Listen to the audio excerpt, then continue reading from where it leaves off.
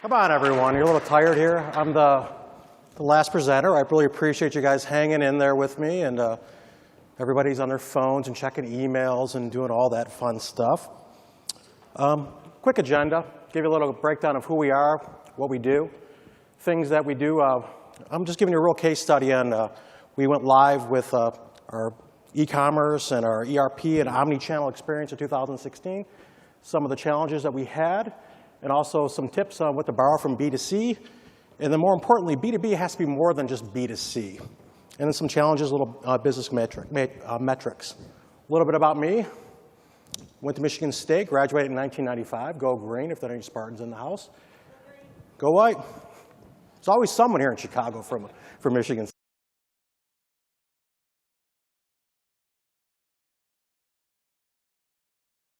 State. I'm an accountant by trade. I'm not an IT person. I don't know how to write scripts. I'm not a CIO. I'm a CPA. I'm a numbers guy. A little bit about myself also. I believe about giving back. In 2014, me and my wife, we founded a children's museum in Findlay, Ohio, when we were doing that. So I really believe a part of the core principles is to enjoy each day, give back to the community. And it's just, life's a journey, and you just have to do things. And one of the big things, I've been working with Virginia Andrew Design since about 2008. I actually was their tax preparer, and they were just a small company. And then in 2016, we went and did exactly what the gentleman here before me did, a statement of work and looked for a new partner to do this omni-channel thing and try to get a nice functioning website up and going. So Regina Andrew is actually a husband and wife. It's their middle names. We're from Detroit.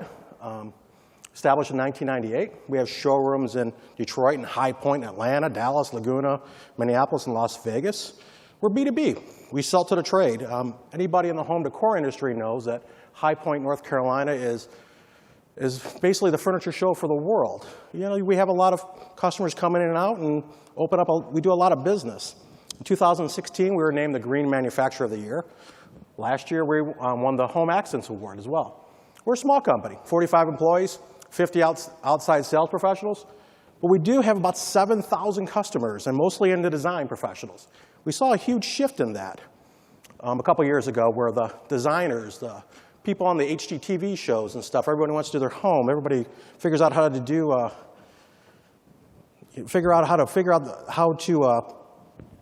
do the business process so they can become part of the trade. They are just shifting away from the traditional retailers and going right to the manufacturers in our industry. We participate in the trust economy. If anybody doesn't know what the trust economy is, it's very simple. If you take an Uber, a Lyft, Airbnb, have a website, you participate. The trust economy, your reliability and your trust, your reputation are the core principles in today's economy. If you want to check out our website, it's closed. It's reginaandrew.com. There's some information. You can follow us on Instagram. This is our latest ad of who we are. We came from Detroit. It came in High Point. This is, as we sit today, as a couple weeks ago, of trying to promote our brand. But before that, before we had our ERP omni-channel experience, we were probably like a lot of people. We had an ERP and a back-end system. We had a Magento website. We had an app. We went to market. We take all these orders. And it was very confusing. And so I went and started looking and doing a statement of work and trying to find a good partner, because I didn't want to focus on technology. I wanted to find a good partner, and we actually landed on NetSuite Oracle in 2016. We went live with the ERP, and then we added a website with the whole goal of driving all the business through the website. Because to get all that data that everybody's been talking about, you actually have to get it entered. We're a small company. We didn't have that ability to have all the marketing people and all the people that everybody talks about, all these things. And we just wanted to give our customer that experience to buy and shop and do whatever they want all the time. And so we launched the website in 2017, and it really transformed the way we do business. And some of the things that we did borrow from a B2C, because we were dealing with so many designers that they were basically buying and like an end consumer, but they wanted to have a lot of questions. And one of the simplest questions that always came into us is, what's the availability of your product? What's the real-time availability? And I was fascinating as I go to these seminars and I talk to other people, and especially the B2B thing. Before we had our omni-channel experience, we didn't have real-time availability. We had the availability of a particular point in time, which is the simplest thing. You say, well, it's not that big of a deal, but when you all run businesses and stuff, you know you have inventory comes in, comes out, and we sell product. We sell beautiful product. We don't have a whole huge warehouse full of stuff. We do have a lot of inventory, but we don't usually have a couple hundred of something. We usually have 20, 30 of something in stock. And so we try to answer all these questions. So we want to focus on that for our customers. And then more importantly, we're always images. All of our customers always want images. They want a product to sell, to show their customers, look at their consumers. And so it's one of the things you'd always borrow is have a lot of images. And then robust product descriptions. You have to describe your product in full detail. You have to have that list. People wanted to know, what's the size? What's it made of? How many light bulbs it have? What's the wattage? All these things that you just know. Everybody you're selling business, the customers have questions. They got tired of calling in, and they would just move on. So we just really took that iterative approach of focusing on our product details and giving them the content that the customer wanted. And then we noticed that that trust and that reliability of our website was really helping, and we were seeing those returns. All these things I'm listing are very, very simple things. Product details, they must be accurate.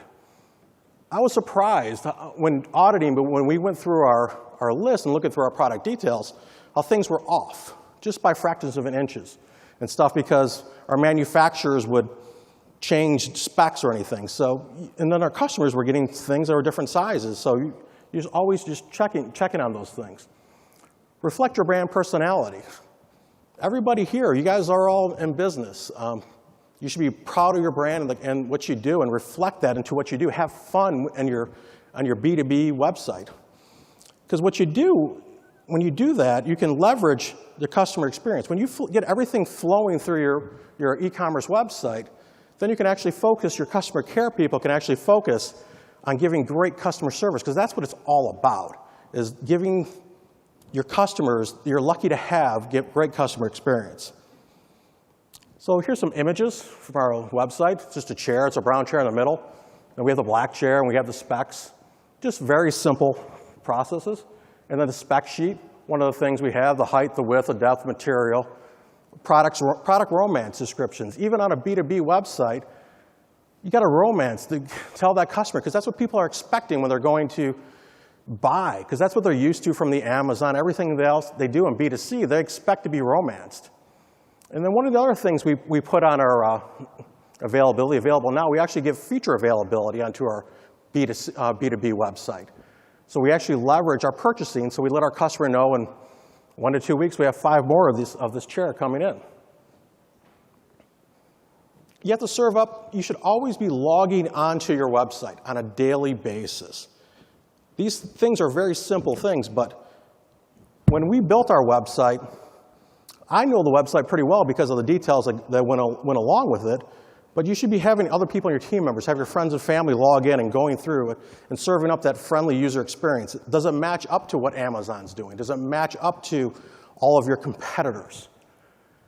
Because the primary goal is you want your customer to find what they're looking for. And the only way they can do that is through search terms, through a nice merchandise website, and the user experience, so they can just keep on going through that checked out process. One of the things I learned last year is Google and everybody else decided to, if you have an HTTP website, it'll say not secure. If you don't have a secure website, a lot of people aren't going to shop on it, even on a B2B. How you categorize your product is very important on the way you merchandise your website, whether you're selling lighting product, home decor, nuts and bolts, refrigerators. You want that path to purchase to be very simple, facets, so people can start looking through all the things that they're doing. Websites, they should be browser agnostic, so they should be able to work on the mobile and work on your desktop. We find that 90% of our purchases on B2B is through the desktop, but we are seeing more and more people go to the mobile experience. As I'm walking around today, everybody's on their phone. If everybody notices, everybody here is probably people right now checking Facebook, Instagram. You're always on your phone, and that's part of the process. If you're checking things out, you want to be able to make sure your website looks great on the phone. Even if they're not buying on their phone for the business, they're constantly working. Search terms have to be relevant. It should make sense when you're filling in that data. So you know your business more than others know anybody else knows your business. Use relevant search terms. And most importantly, put yourself in the customer's shoes. If your B2B website doesn't have the same user experience as a B2C website, why would people use it? Our old website didn't. We didn't get anything. It was basically like an advertising tool for our business. People would just traditionally call our sales professionals, use a catalog, fax in orders, email orders in, call.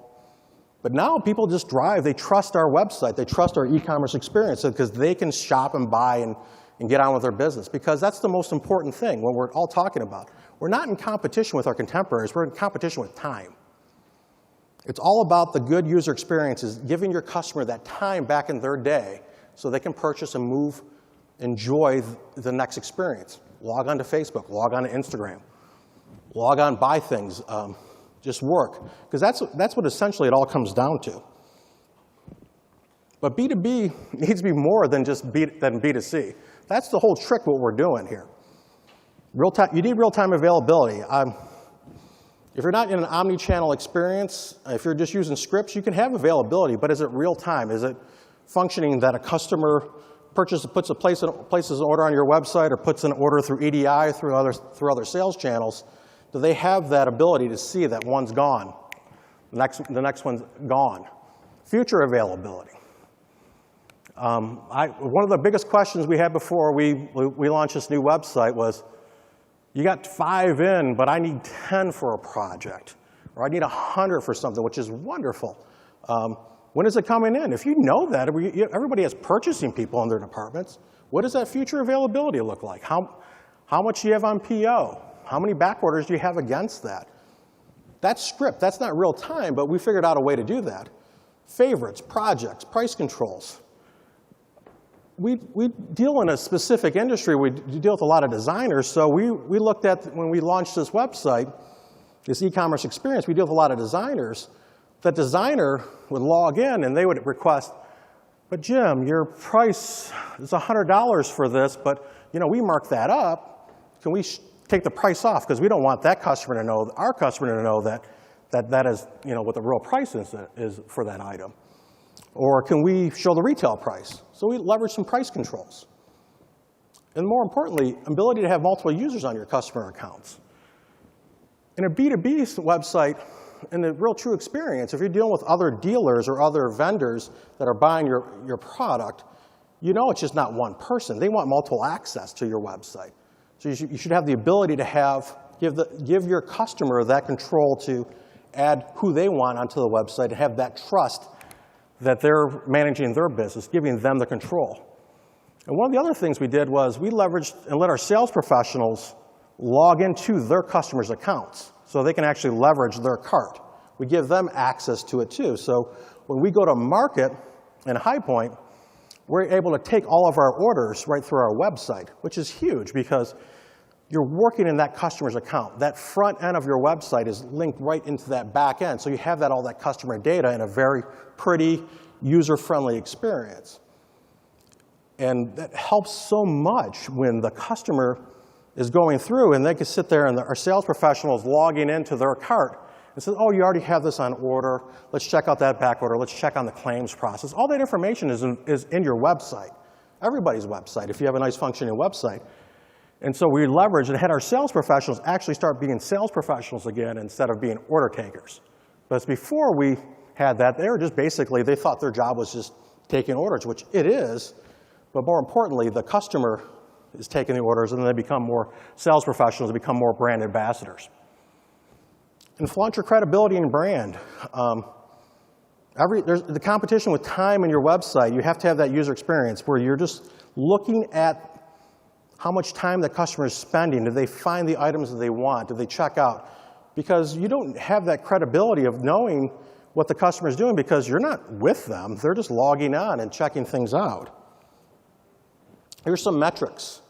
Before 2017, when we launched our website, we were maybe getting 2 to 3% of our orders through the web. And our EDI process was, I affectionately called, was manual EDI process, where we were EDI because a lot of our big customers, which are Neiman Marcus and Macy's and Nordstrom's and folks, would require us to be EDI, but it was manual EDI. But we were able to get about 28% of our orders in 2017 through our website.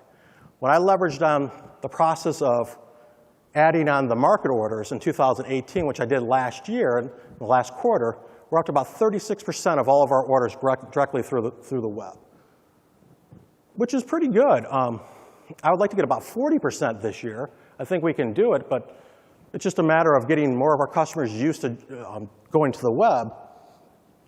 And the reason why I want all that is because the Google Analytics is the data, is all the data that everybody's always talking about. The more clicks and the more processing stuff, you get that data point. The bounce rate, 19% and 17%. I believe 26% is pretty good. 17% for a B2B website. Hopefully we're not kicking too many people out of our website. But we also noticed the average session time went up in 2018. So more people are trusting our website, about 5 minutes compared to 456. And then our page views went down to about 7 to 8. But then you start getting the analytics, just in simple Google Analytics of 79% of our users are female, 21% male, and the age demographics. We predominantly do sell to more females than males in our type of business. We always affectionately call to our customer the her. But we couldn't get any of this data just on a simple approach without everything going through the web. And the challenges we had, always time, resources, money, finding the right partners, and participating in the trust economy. I kind of find everybody here, and there's so many great vendors and so many great partners, and finding the resources. And I think if you focus on finding those right partners and spending that time and the money that it costs to get everything going, you can focus on your business to grow. And more importantly, participating in the trust economy, building that reputation, and really adding on to the fact that that next generation of buyer is, they're not going to talk to us as much. They're going to just go on and do their business. And that's just the facts that we got going on today. Thank you. And I have any questions? I would guess if anybody is, if they're using a B2B website, how does it compare to a B2C website? I'd be interested to know about that. And I really appreciate your time, and everybody enjoy the rest of your day. Thank you so much, Jim.